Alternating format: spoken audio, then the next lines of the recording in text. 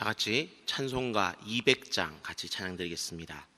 찬송가 200장 달고 오묘한 그 말씀 우리 같이 찬양드리겠습니다. 200장입니다.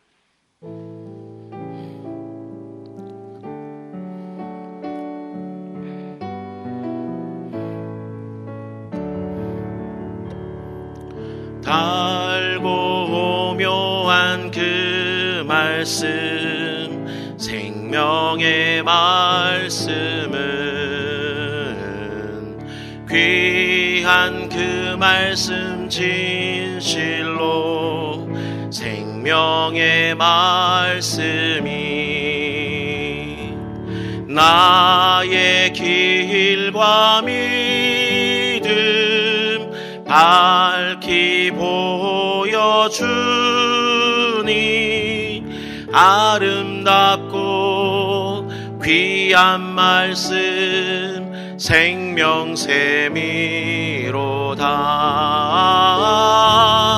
아름답고 귀한 말씀 생명샘이로다. 귀한 주님의 말씀은 내 노래 되도다. 모든 사람을 살리는 생명의 말씀은 값도 없이 받아 생명길을 가니 아름답고 귀한 말씀 생명샘이로다.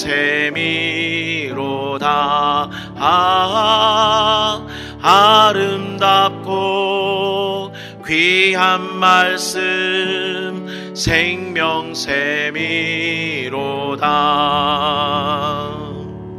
널리 울리어 퍼지는 생명의 말씀은 마음의 용서와 평안을 골고루 주나니 다만 예수 말씀 듣고 복을 받네. 아름답고 귀한 말씀 생명샘이로다.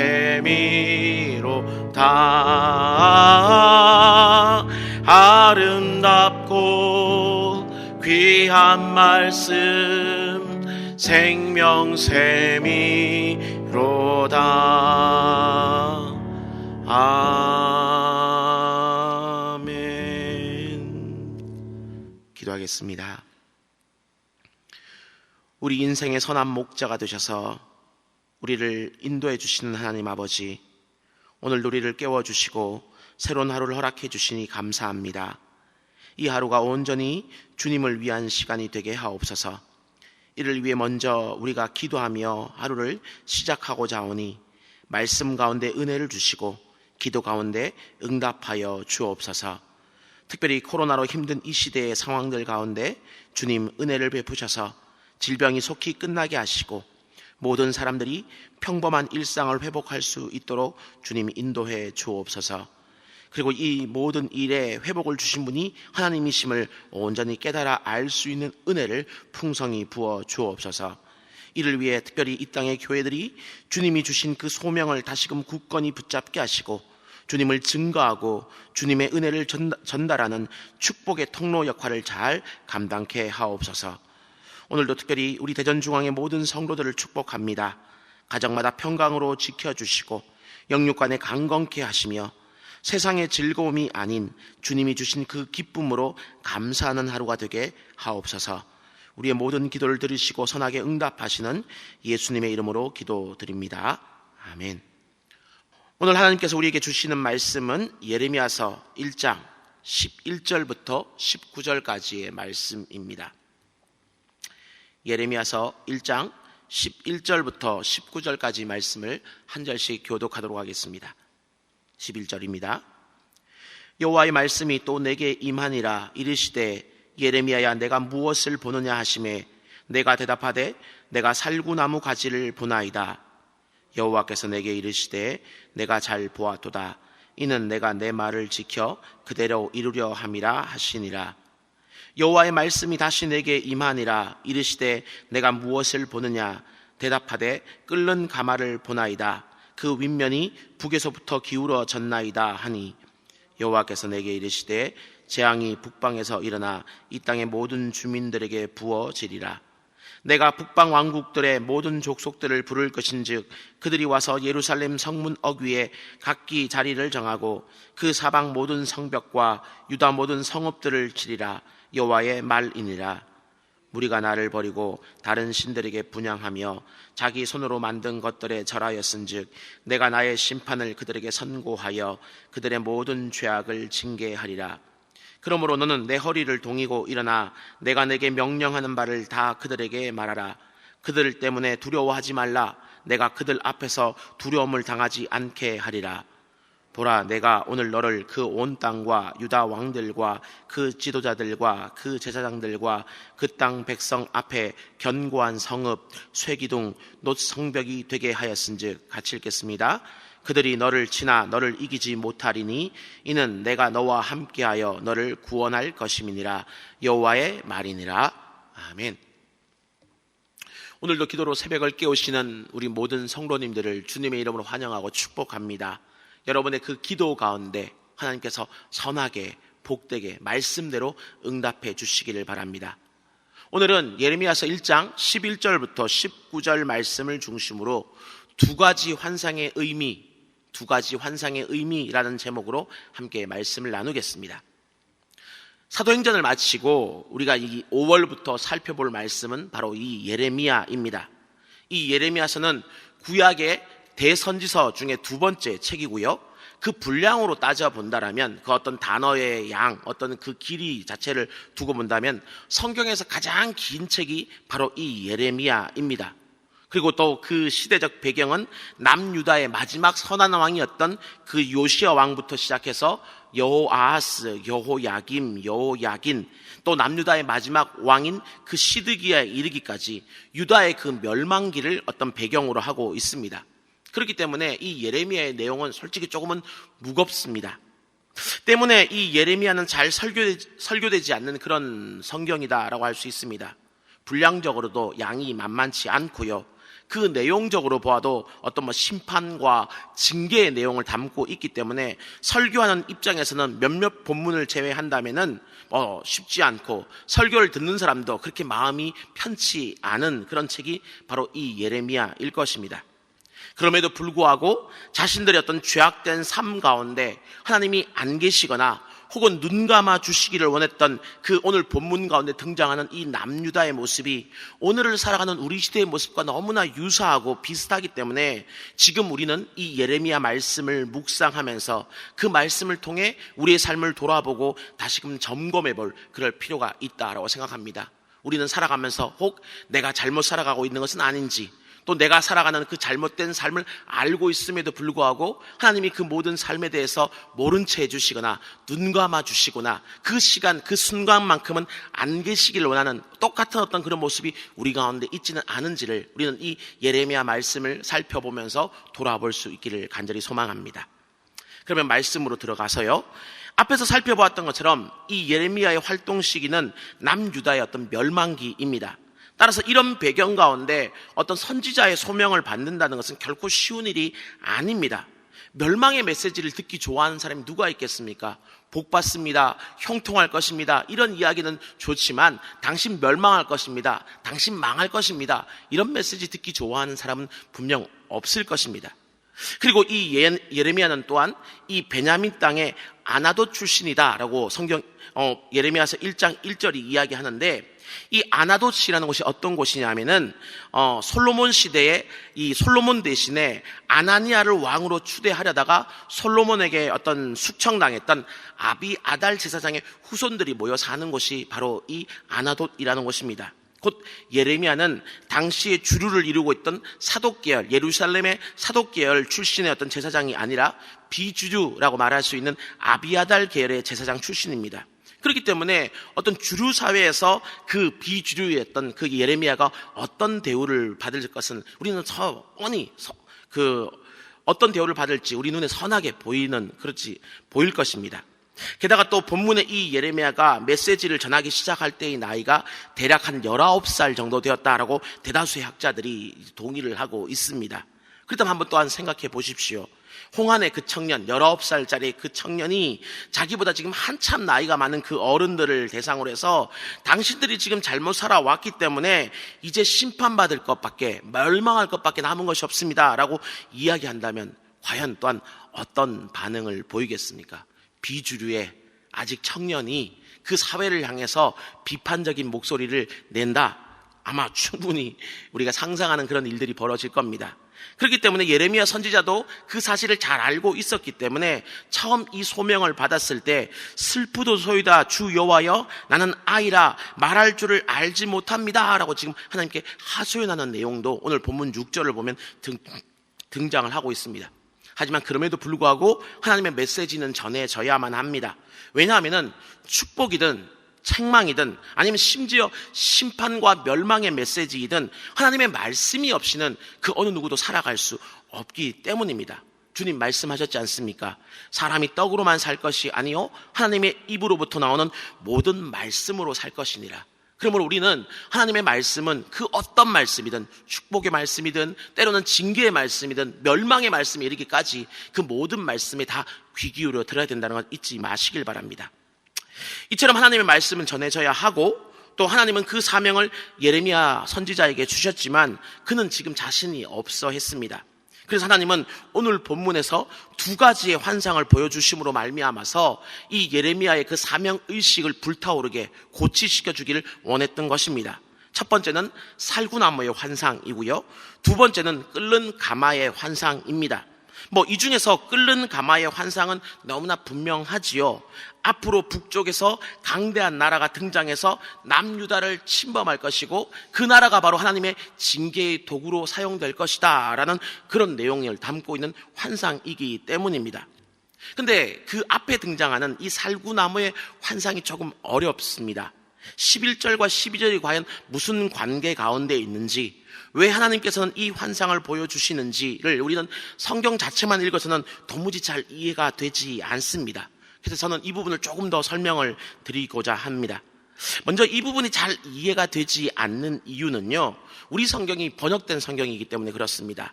구약의 이 원래 언어인 히브리어를 보면 이 부분에 지금 언어 유희라는 것이 들어있거든요.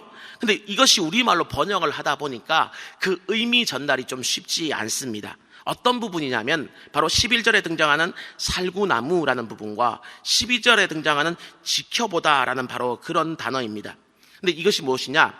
히브리어로 살구나무는 샤케드라는 어떤 표현을 쓰고 있고요. 12절에 지켜보다는 쇼케드라는 단어를 쓰고 있습니다. 샤케드, 쇼케드.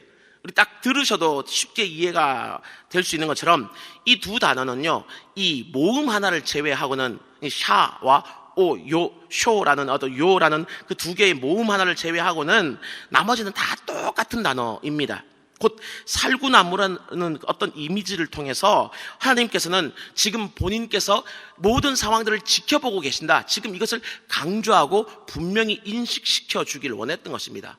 이 비슷한 예를 하나 들어보자면, 언젠가 제가 어떤 시인의 어떤 이야기를, 글을 읽는 가운데 그 시인이 자기 자신을 이렇게 소개를 했습니다. 저는 18위입니다. 깜짝 놀라셨죠?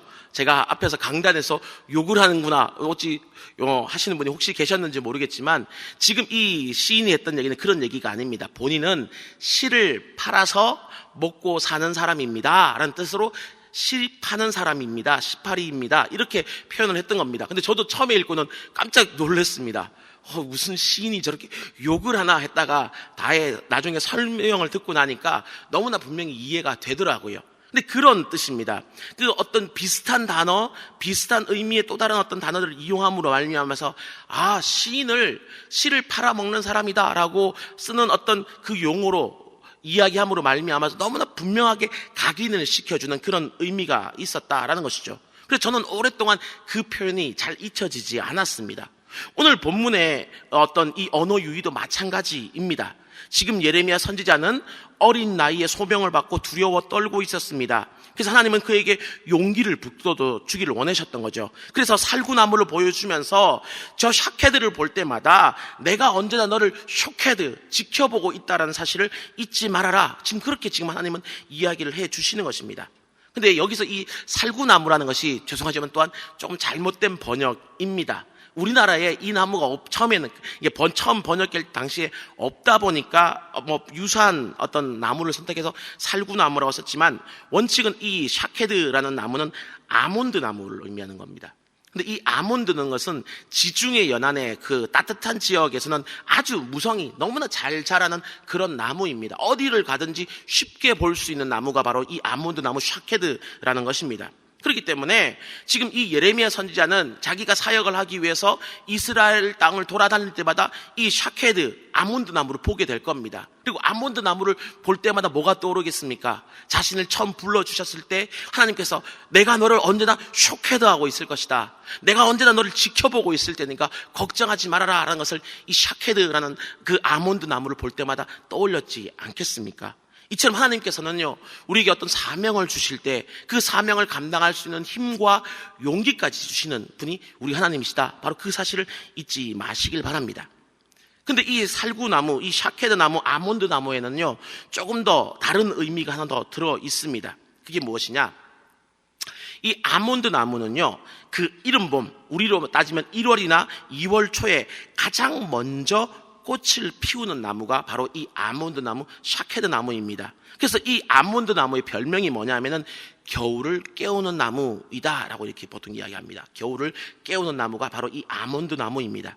근데 이 말의 의미가 뭐냐 하면은 이제 바로 심판의 때가 되었다라는 겁니다. 겨울처럼 춥고 어두울 때는요, 긴 겨울 동안 이 이스라엘 죄를 짓고 있음에도 불구하고 하나님께서 참아주시고 꼭 겨울잠을 주무시는 것처럼 그 모든 것을 묵묵히 기다려주긴 하셨는데 이제는 더 이상 참을 수 없는 때가 다가와서 이제는 심판을 시작하겠다. 그런 의미가 바로 이 아몬드 나무 샤케드 가운데 들어있는 겁니다.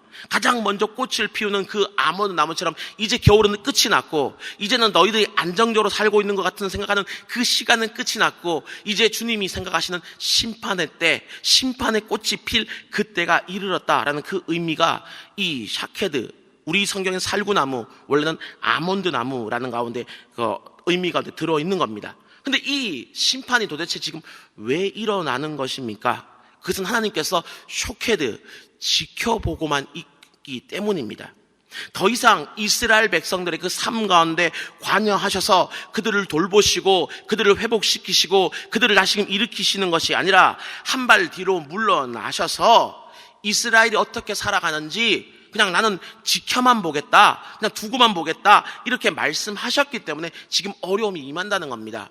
많은 사람들이 오해를 하거든요. 내가 열심히 노력하면 잘 살 수 있고 내가 수고로 일하면 수고로 일한 만큼 땀 흘린 결실을 얻을 수 있다. 하지만 오늘 본문은 아니라고 이야기하는 겁니다. 네가 아무리 수고하고 네가 아무리 노력하고 네가 아무리 열심을 내도 하나님께서 뒤로 물러나셔서 샤케드, 그냥 지켜보기만 하시고 더 이상은 우리 삶을 지켜주시고 돌보아 주시고 보호해 주지 않으시면 결국 우리에게 돌아올 것은 살구나무 꽃이 피는 것처럼 심판과 멸망과 어려움이 닥쳐오는 일밖에 없다. 지금 그렇게 이야기를 하는 겁니다.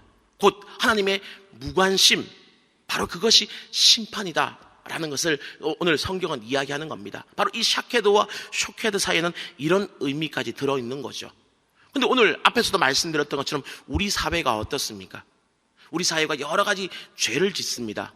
2015년인가요? 간통죄는 더 이상 이제는 죄가 아니다라고 얘기하면서 그저 알아서 너희들끼리 그냥 잘 합의하고 그냥 살아라 이렇게 이야기하면서 나갑니다. 하지만 성경은 어떻게 얘기합니까? 간음은 죄라고 분명히 얘기하고 있습니다. 하지만 교회가 또 성도들이 나서서 그런 이야기를 해봤자 세상으로부터 비웃음을 당할 뿐입니다. 하나님이 안 계신다고 그들은 생각하기 때문에 자신들이 법을 정해놓고 자신들 마음대로 그 결정된 대로만 따르기만 하면 문제가 없다 그렇게 생각하며 살아가고 있는 겁니다.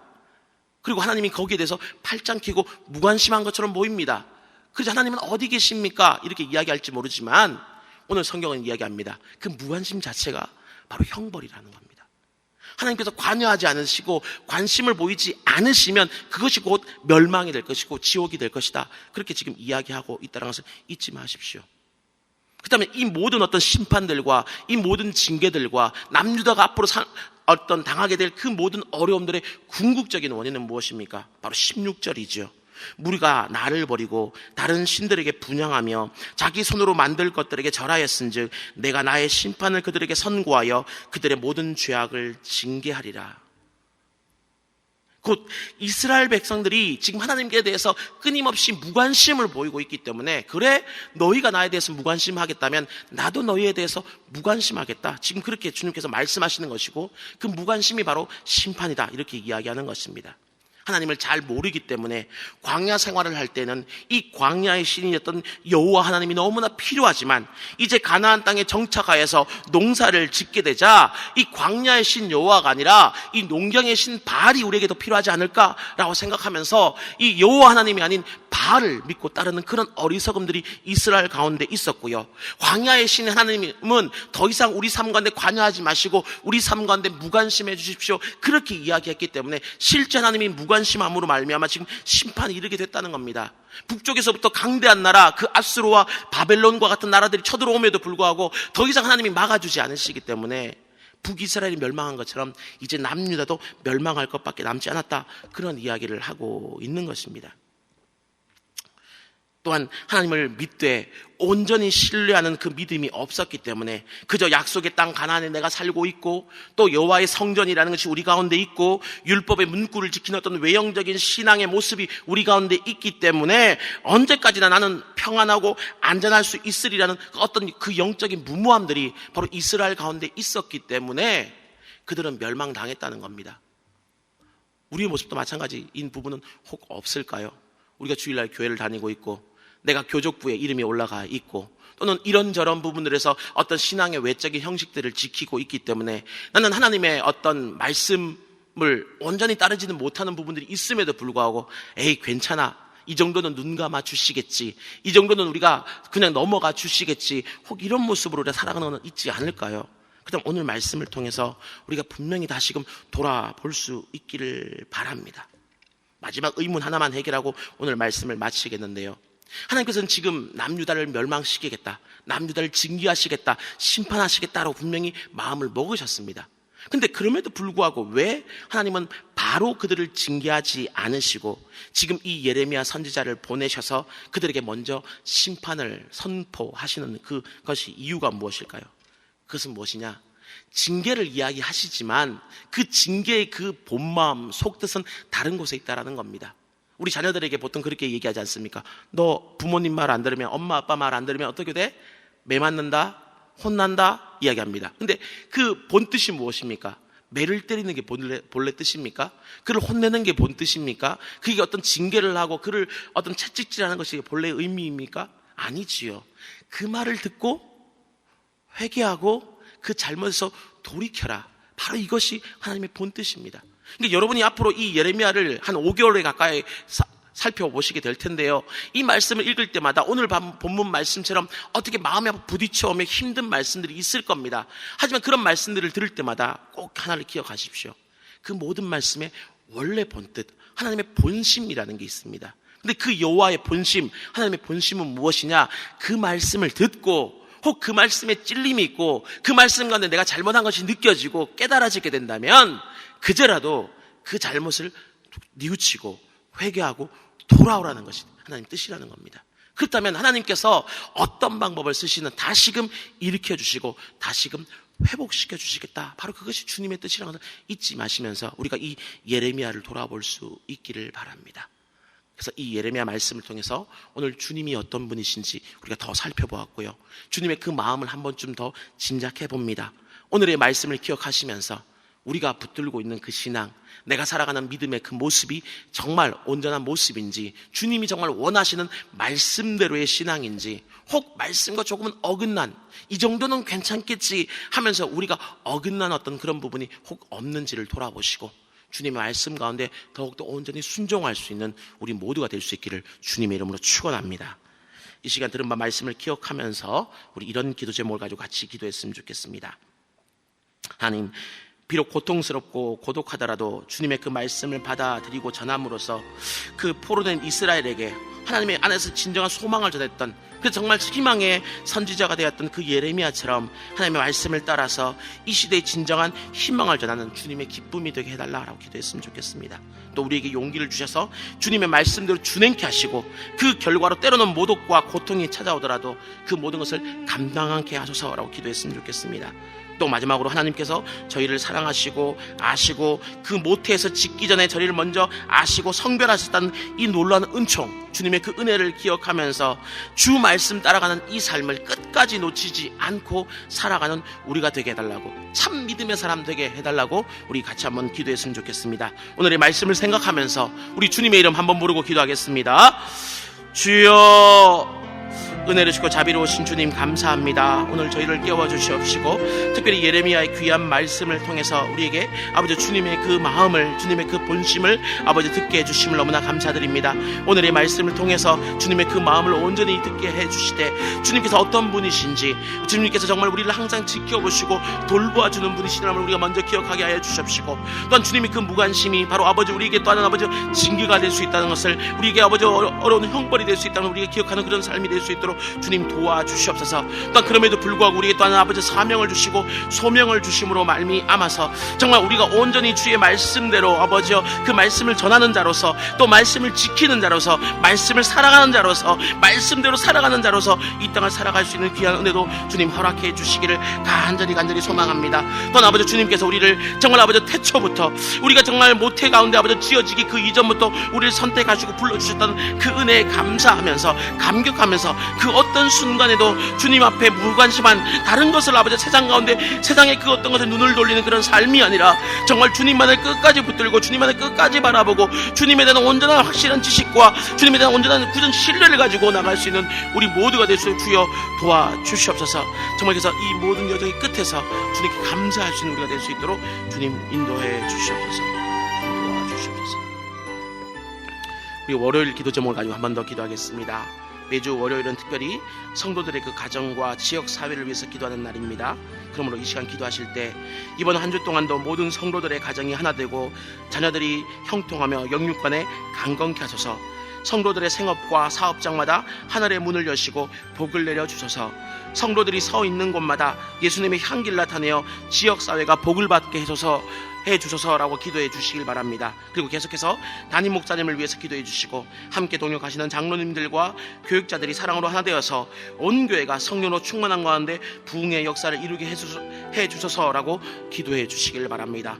이처럼 성도들의 가정과 지역 사회를 위해서 합심으로 기도하신 후에 마음껏 기도하시다가 돌아가시면 되겠습니다. 이 시간 기도하시기 전에 먼저 저를 따라해 주시길 바랍니다. 주여 문을 열어 주옵소서. 주여 문을 열어 주옵소서. 이 시간 주님의 이름 한번 부르고 기도하겠습니다. 주여, 은혜로 주시고 자비로우신 주님 감사합니다. 월요일 아버지 새로운 아침, 아버지 새로운 한 주일의 그 시작을 다시금 아버지 주 앞에 나와서 기도하며 시작할 수 있도록 은혜 베풀어 주심을 너무나 감사드립니다.